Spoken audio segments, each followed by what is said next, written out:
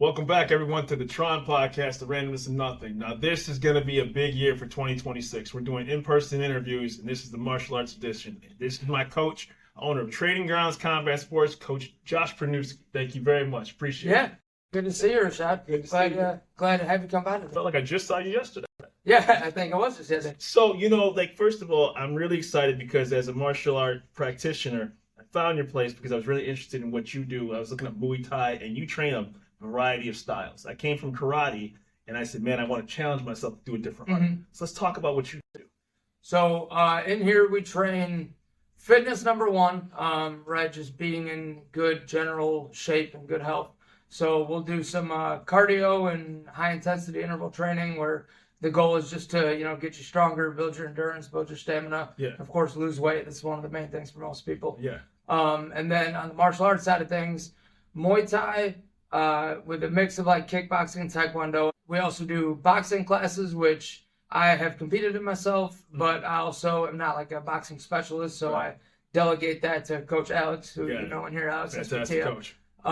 We also do Brazilian jiu-jitsu, which I'm not an expert on it, just a blue belt. I've been training about probably 5 years dedicated to jiu-jitsu, so I always tell people when we're doing the class, I'm not a black belt. I'm not giving my expert opinion. I'm just teaching what I know. It's BJJ 101. Right. And then on top of that, we also do a little bit of low-level wrestling, and then, of course, a mix of like I said, striking and grabbing. I think what fascinated me so much when I first came from a karate background was like, okay, your guys' kicks in Muay Thai, a kick is much different in Muay Thai than this. Right. Like you snap in karate and taekwondo, but I wasn't used to getting my leg grabbed. I wasn't used to getting kicked in the shin. Yeah. Right? So all these things, all of a sudden, you're like, oh my God, there's a different way of actually getting hit. Right. Right. And then you get the way the hands are up and everything like that. So what was your introduction into martial arts? My introduction really was, I think like a lot of people, like classic movies. You know what I mean? I watch a lot of like Bruce Lee or Jean-Claude Van Damme. Oh, yeah. Different, hero type movies where the archetype is, kicking butt in some way or another. Yeah. That was really what got me interested in it. It wasn't until I was in maybe my sophomore year of high school where I decided I wanted to go try it out myself. I went to a place in Monroe, and at the time martial arts wasn't super big, so this was in the back storage room of a Powerhouse Fitness where there's maybe 6 other guys there. Yeah. You pay like $20 to get some training for a month. Exactly. I continued playing hockey, though. I played hockey my whole life, so I kind of gave up on martial arts for a little bit at the time to really like stick with hockey. I planned on going to college for it and everything like that. Just because the major that I picked, I ended up going to a technical college where they didn't have a hockey team, so that was the end of my hockey career. Right. Once I went out to college, came back from college, then it was like, okay, like I need a sport again. I need something where I'm more with a team, getting a little competitive. So that's when I went to Stars and Strikes in Westland, started training with my coach, James Beneteau, over there. And he taught me mostly everything I know, about 95%. Fantastic. I've gone to other gyms here and there, across the country, out of the country, Costa Rica, Mexico, stuff like awesome. that. That's fantastic. Learned a little bit there, but I credit James to most of that. That's amazing. You know what's funny is that, martial arts, when you did it when it wasn't really popular, right? So now it's due to television, obviously UFC and mixed martial arts and things like that. It's very popular. But at the time when I got into it, it was coming off like the Karate Kid phase and things like that. Like I said, Van Damme, Bruce Lee films. But it was still like strip malls, kind of like just one location. Then there was another location like 25 miles away. Yeah, like exactly. For instance, like jiu-jitsu. There was no jiu-jitsu places at all. No. Like growing up as a kid. It was high school wrestling, and then it was taekwondo or karate for the most part. So now you get a chance to learn these different disciplines and styles. And what's funny, at least for me, is like when you get introduced to a new style. And it helps to come here because you kind of your mind kind of gets focused that there's only one way to fight. Yes. There's only one technique to kind of look at and things like that. And then all of a sudden somebody hits you with something, you're like, what the heck was that? Well, you mean I can get kicked there? Right. Or when I did jiu-jitsu, and I still do it, I got took to the ground, and you're like, oh my God, I'm absolutely getting manhandled. It feels like a small car on top. Oh, yeah. Yeah, you're just doing nothing but surviving your first few times when you're trying to roll with somebody and you haven't done it before. And then somebody smaller than you. Right. Right. Oh, yeah. Right. My first introduction to grappling, real quick, was I was at Michigan State. I graduated from State. So I was in I did a semester of the judo club. I was doing taekwondo with a really good instructor in Okemos out near campus. and Master Shin. And so then I did judo. I was like, yeah, let me try this. Let me see what this is all about. Yeah. And then next thing you know, to your point, you're just getting manhandled. Right, you're getting flipped from places, swept, and I almost got knocked unconscious a couple times just from the fall because you don't really know how to fall. Right. So you're just like all these things that you're learning from the ground up. And what you do really cool here is first you're building a base for people. You're like, hey, let me get people in shape first. Where's your condition? I think you do a fantastic job of, okay, if you're here to be a pro fighter, if you have previous martial arts experience, or if you're just to get some activity level, you're really for everybody. I try to be. Yeah. I try to be. And I give credit to my coach for that because he always has taught, all levels. It's not like just pro fighters or just beginners. He's always taught people from the ground up, right? And I was one of those people. So when I first went in, I didn't express any desire to compete or anything. Right. I was just in there just for a good workout, trying to stay in shape, trying to learn some new skills. Yeah. And he never pushed me in that direction of like, okay, you want to fight.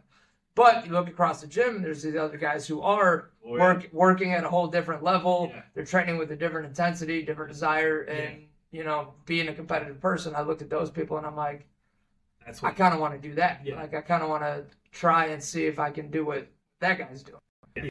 I think what the fascinating part, too, is like, size doesn't matter. Now, I'm not dissing you, but you fight featherweight, right? Right. Yes. You fight a featherweight, and there is something where martial arts has designed itself to where the smaller opponent can be unafraid or okay with being against a larger opponent because it's not a bodybuilding contest. Right. It's not a weightlifting contest. It's a technique. It's about power, size, strength, and speed. Yeah. And those myths are busted particularly when somebody is really good and they're fast. They know what to do with somebody. Right. And so what the beauty about martial arts is that it brings people from different statures, size, weights, and it can basically put itself to what you are good at. Yeah. Some people can't do a spinning round kick, and that's okay. Maybe you can just do a standard round kick. Right. And as long as you fit that in the parameters of your own body, that works really well for you. Yeah, martial arts can be a great equalizer like that. Like it is, it's, especially when it comes to like open rule sets, or let's say, it's a street fight or a bar fight or something like that. You might have somebody who outweighs you, 2 to 1. They're twice your size, and that if they punch you, that's about it. Yeah. But if you're a wrestler, or a jiu-jitsu guy or something, you're like, I still have this strength that I could use that maybe he doesn't know, and I could take him over like that. I always call martial arts, whatever style people practice, to get out of jail free card. Yeah. Whether you wrestle, whether you jiu-jitsu, karate, Muay Thai, box, have a get out of jail free card. Right? Yeah. So like at the very least, you're like, hey man, if anything fails, if there's a situation to get myself out of, and I'm not advocating violence, but if you can at least get yourself to at least get that person to think that you can defend yourself, that's the first step in defending yourself. Right. Right. So what was funny was, because I'm really drawn towards the jiu-jitsu class, the Muay Thai class here and the boxing class, because I came from a striking background, is even when I get collar tied, like how exhausting that is. Yes. Like somebody grabbing on your neck because your body follows your head. Yeah. And, that's not an easy technique to get out of. So when you started doing Muay Thai, what did you learn, was the most difficult part of it? Difficult as far as physically taxing, I would say you hit the nail right on the head. So like the clinch work, because they're not just making you move quickly. You have to move quickly, but you're also exerting so many different muscles to fight out of a position, or you got some guy pulling on you or pushing on you with 100% strength, and you have to combat that with your own strength. But of course, if you're doing it wrong, technique-wise, they're just going to use your own strength against you, and you could end up throwing yourself on the ground, something like that. So as far as physically taxing, hardest part of Muay Thai, that would be it right there. I think for me personally, one of the hardest parts was learning proper distance management. Of course, like you said, I fight at featherweight. Yeah. I'm always have been one of the smallest guys in the room as far as sparring and drilling and all this kind of stuff. And you have to figure out how to get to where you want to be to land your shots, but also get back to that safe distance where you're no longer in danger. Because two people could stand in front of each other like a hockey fight and just keep swinging on each other the whole time, but then it's all luck. You know, it's like, who's going to eat the first punch? Absolutely. Who's chin strong enough to handle that? Right. You want to be doing it in a technical way where you're not, just making it a 50-50 chance. You're giving yourself the best odds of actually hitting them and not being hit back. What's funny is, there's no workout that substitutes doing an actual combat sparring session with somebody. Right. Like I'm pretty decent in the gym. I work out, I lift weights, do my calisthenics. But for anybody who's ever done martial arts, 3 minutes against another person throwing punches and kicks, you can't replicate that on a treadmill. No, not at all. It's not even close. It's not even comparable. And you are breathing heavy. Your muscles get heavy, and then you realize you may look good, but you're not in shape. Right? Yeah. And so you really focus really well, I think, on getting people in shape. You're like rope, jump rope, push-ups. You're doing burpees. You're back up, and you do that before people are even getting introduced to actually hitting the bag or sparring with somebody because you need to find out where they're at for their conditioning level. You do a great job at that too. Right. And once we get into drills and stuff, then of course like all fitness levels can take part in that. You don't got to be like in super great fighting shape, but I try to, like, it is a fighting gym, it's a martial arts gym. So the way that I try to have people work out beforehand is replicate what, even if you're not a fighter, what a fighter would do, right? So like things that are going to get you in functional shape to where you can just be semi-athletic, right? So like you said, like jumping rope and, shuffle drills where you're moving your feet, push-ups, sit-ups, all that kind of stuff, just trying to get yourself in shape the way a fighter would be. And if you are one of those guys that wants to be a fighter, things that are going to get you in shape specifically for that fight that's coming up. Right. And people see fighters all the time, like especially, like UFC is a big thing now. Right. If those guys are in that great of shape, the workout they're doing must be working. Unbelievable. Right? Yeah, and what's fascinating with the way that they're in shape is the way they can transition from ground to striking, right? So, when I came from striking and then you're on the ground, like it's a different set of cardio. Yeah. It's a different set of muscles, right? Like you almost tap just out of just like pure exhaustion, right? Right. Maybe you're not I've seen it happen. Oh yeah, you're just like, yeah, man, just you know what? Let's round. Good job, but I need to get back up on my feet, right? And I think one of the fascinating things too is when you say replicate real life, like in real life, you can have a belt on, you can have shoes on, you can have jeans on, which is going to restrict a lot of those type of aerial kicks that you may or may not want to throw. So I tell people all the time, like, listen, I have a karate background. I can't kick to the head in real life with pants on. Yeah. You can't. It's going to be waist, it's going to be left thigh, it's going to be shin, knee, things like that. Speaking of which, those shin and knee kicks and those calf kicks are absolutely brutal. Yes. Those things hurt. Yep. Right. And it's funny, too, because the calf kicks that you mentioned specifically, people have done it, right? But it's become a new phenomenon over maybe the last 5 years or so. Benson Henderson was big into that stuff. Yeah, but it became so much bigger over the last 5 years when you see champions like Alex Pereira, he's won fights basically just because of that, and you realize how much it immobilizes you.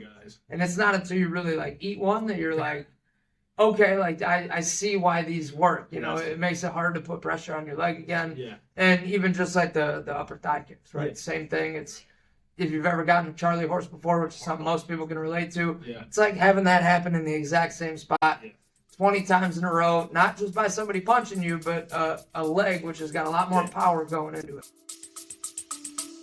We'll be back after a quick break. If you are employed or recently found yourself at the exit interview, I have a podcast for you. I'm Mark Carey, the host of the Employee Survival Guide, a podcast all about work and working. As a seasoned employment attorney, I will share with you information your employer definitely does not want you to know about and more. Stop getting screwed over by your employer. Get the tools of the legal trade to fight and win against your employer. Listen to the Employee Survival Guide by clicking the link in the show notes. Enjoy and be well.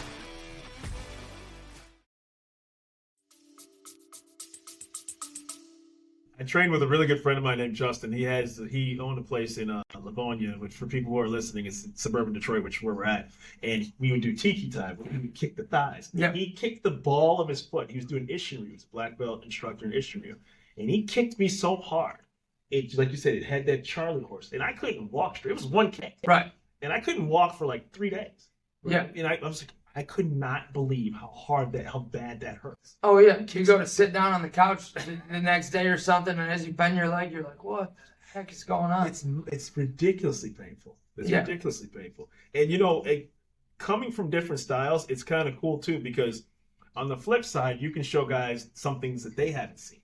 Right. So when I'm going against one of your guys in Muay Thai, and I'm like, I don't think it's a good idea for me to really stand in front of them for too long because they have very hard and powerful kicks. I'll try to dance around them a little bit, do a kick that's snapping, switch my feet. Right. And I notice that can be effective because whenever you get people who are learning different styles, I know it sounds corny, but it's like a blood sport or Enter the Dragon. You're trying to kind of figure out what can work against them and their tendencies and their patterns, and maybe use it a little bit against them. It's all friendly. Nobody's trying to hurt anyone. Right. But you're just like, man, I'm going to have some trying to prove your martial art a little bit and see where it fits into the mix. And you know, it's a lot of fun. Yeah, that's one thing where I can really, I can thank my coach, do it enough, but I can thank my coach over at Stars and Strikes a lot, because he did train. He was a black belt in multiple striking disciplines. Yeah.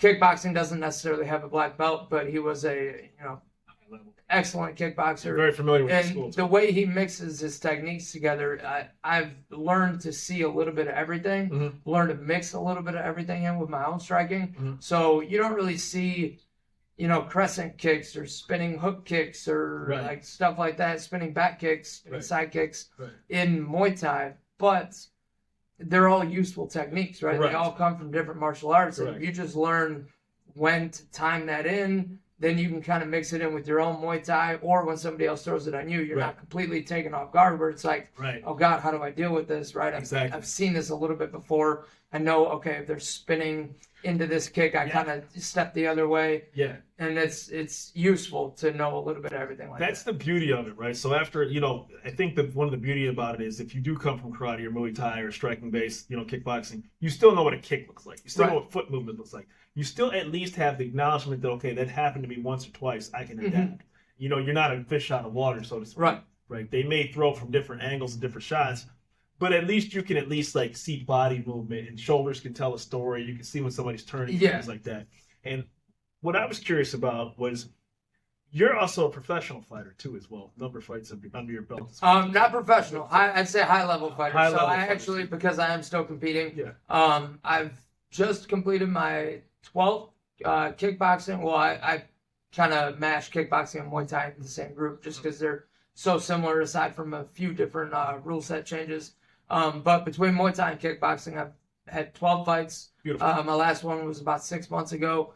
I still plan on doing about 3 more this year. And then that was kind of a number I had in my head, not for any specific reason, but I wanted to get 15 fights in before I actually decided to go pro. Because here in Michigan, going professional is a choice that you make between you and your coach. It's not like you have to pass some certain test or have some certain record beforehand. Got it. You register with the state, right? So I go on a website, and when I'm filling out my form, it says, pro kickboxing or amateur kickboxing. Got it. So I wanted to get a certain amount in before I checked off that box for pro kickboxing. For your own personal. Once you go there, you can't go back. So I've been trying to fight the best kickboxers and stuff at amateur, and try to see as many different people who are my own size, people who are in the same weight class but taller. I fought all the way from 125 to 145. That's amazing. And I fought guys I'm 5'5". Yeah. So I fought a guy who was 6'1" at 125 pounds. And that's a challenge. Yeah. That's a high mountain to climb. That's almost not fair.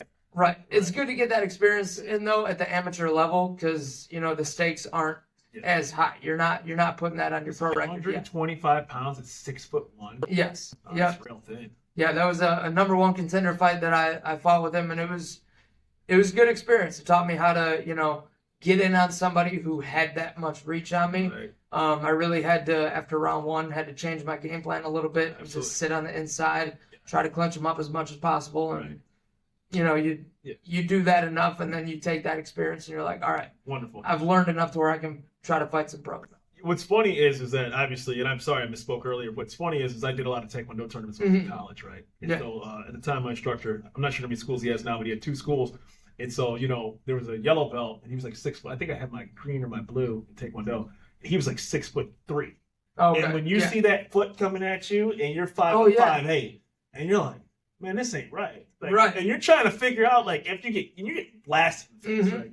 So to your point, you make that first round adjustment, because he used to do sparring on Saturdays at one of the schools that I would go to, and you're just like, this is not right. This is terrible. Yeah, like you said, it's almost like a form of cheating. Like, how are you this much taller than me? And of course, the range is one thing; they can reach further. But also, with the kicks and stuff, it's like a 6'1" guy throwing a kick to my head is not the same as me throwing a kick to his head. He doesn't have to try as hard for it. Doesn't have to be as flexible. Right. doesn't expend as much energy getting his leg up that high. It's just natural for him. Yeah, it's interesting too because I had to jump at times to try to land things. Oh yeah. Right? So I got the sub 6 foot group definitely knows exactly how you feel. Right. I haven't competed anywhere near at the level that you have, but when I did tournaments and I was usually I'm short for my for my age and everything. Yeah. So I sympathize, man. But that reach difference is a reach difference, whether it's at high level or low level, right? If you and your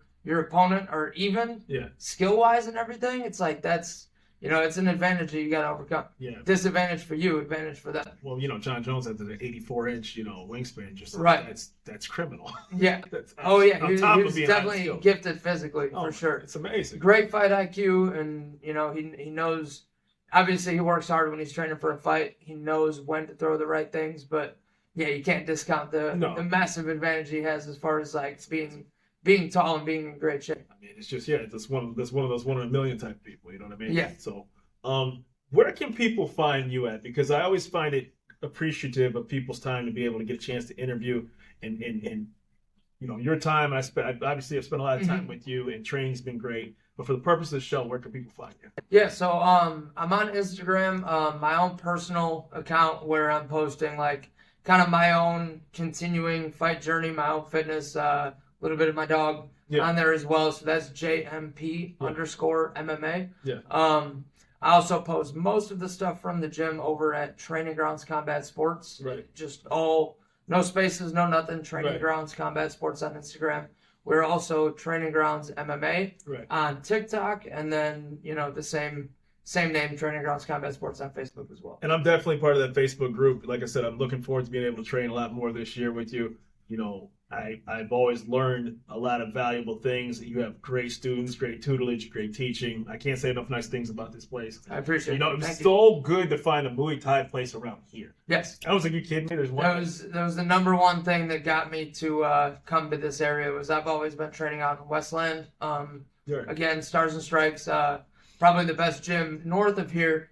But I've always been training out there since 2012? Yeah. 2013. It was like right around the new year. I remember when I started.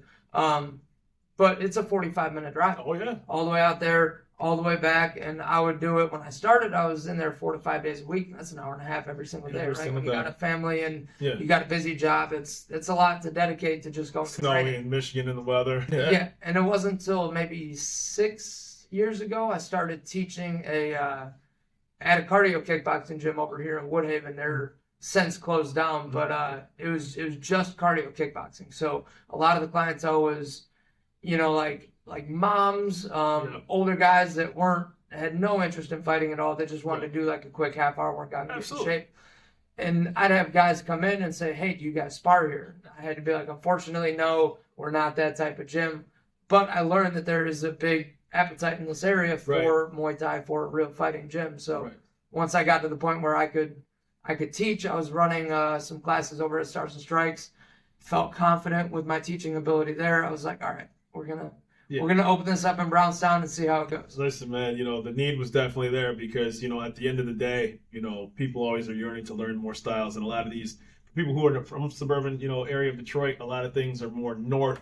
Yes. Whether it's capoeira, Muay Thai, there's different styles that are better suited maybe in certain areas demographically wise. It seems that way because this area seems to be dominated by jiu-jitsu a lot. Yes. And it's karate and stuff like that, whereas you'll find Detroit has more boxing and things like that. So you start factoring commute where you want to train. So it was really cool when I saw this down here because I always wanted to learn the clinch work, the knees, the kicks, things like that. Right. And incorporating what I learned from my very good instructors that got me to where I felt confident to be able to try a new style. Yeah. So what is your martial arts journey? What's the next evolution for you? Next evolution for me, so I'm 31, almost 32. I'll be 32 this month.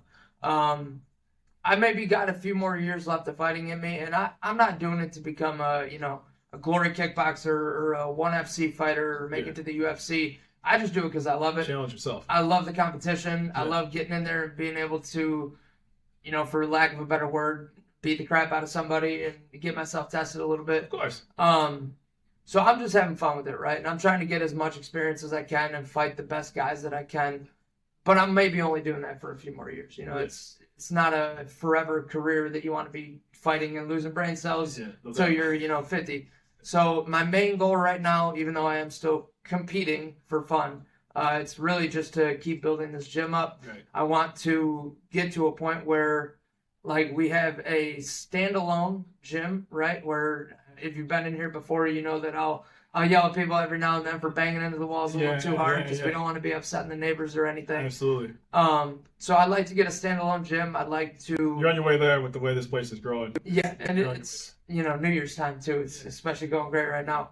But the main goal is just having guys like fight competitively, do well when they do fight competitively, and then also people to come in here and achieve their own fitness goals, whether that's just a weight loss or building muscle or maybe they want to be the next UFC superstars. Sure. Like I want to help them on their journey for that. And it's been a pleasure to be a student, and I really appreciate your time. I want to do obviously more in-person interviews with this show. I think martial arts, because it means so much to me.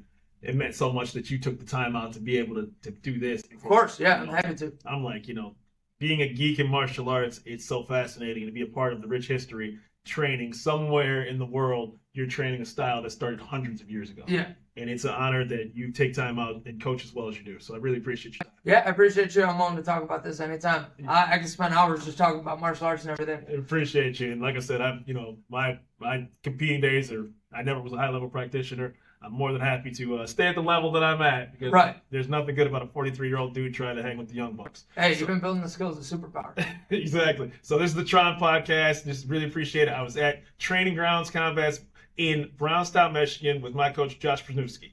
Really appreciate you.